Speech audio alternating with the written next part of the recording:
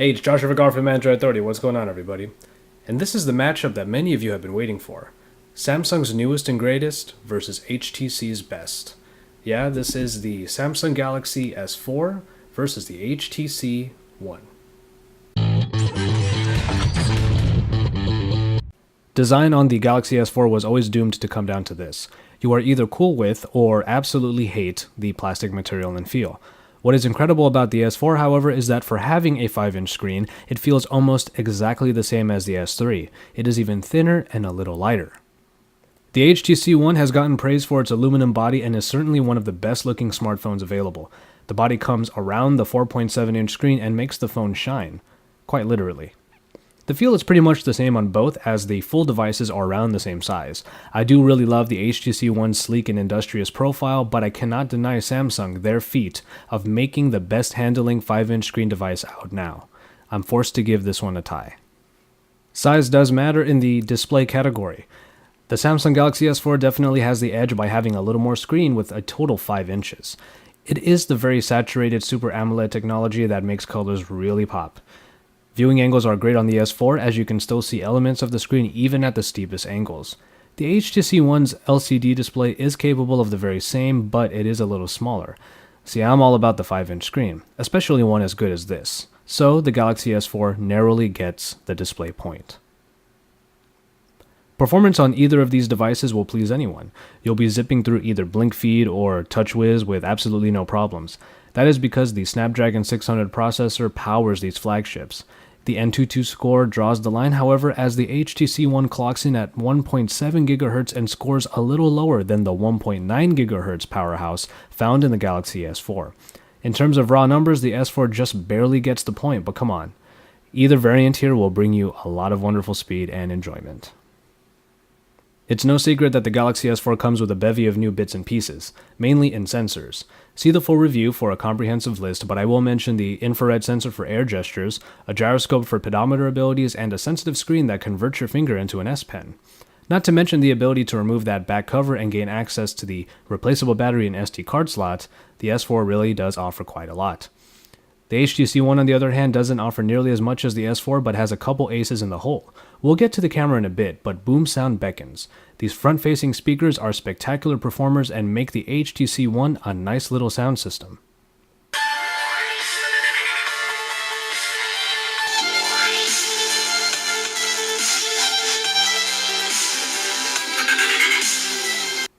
I love boom sound, but I have to admit that the practicality of expandable memory and replaceable batteries, as well as the fun you can have due to all those sensors, does put the S4 on top. Battery life favors the Galaxy S4 because of that removable battery, but also it has a higher capacity at 2600 mAh, which trumps the non-removable 2300 battery in the HTC One.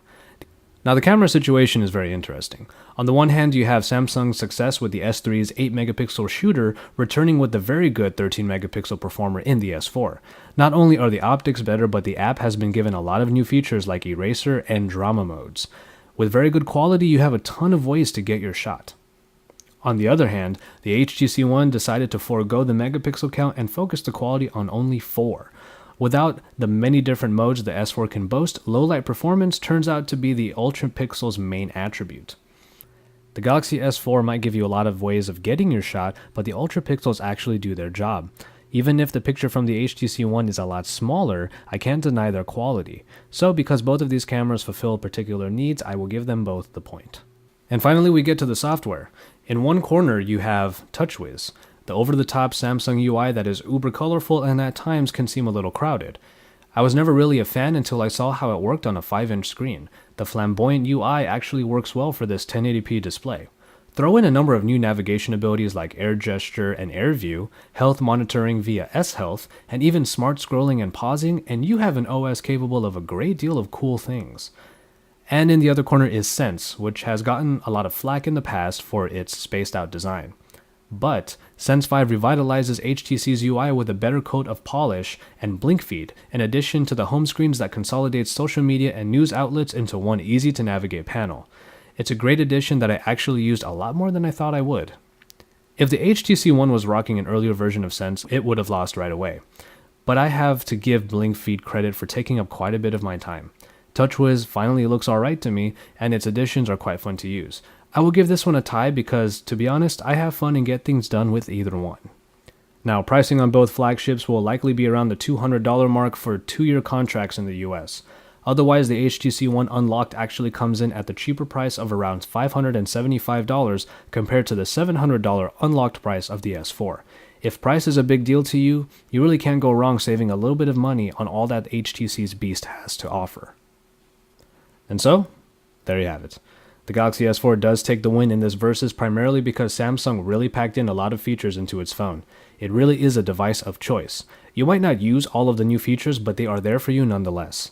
HTC went a little bit simpler and focused on hardware design. Boom sound is an amazing addition, and I do have to admit that blink feed is a hugely positive direction for Sense. Ultimately, the unlocked price dictates the battle here.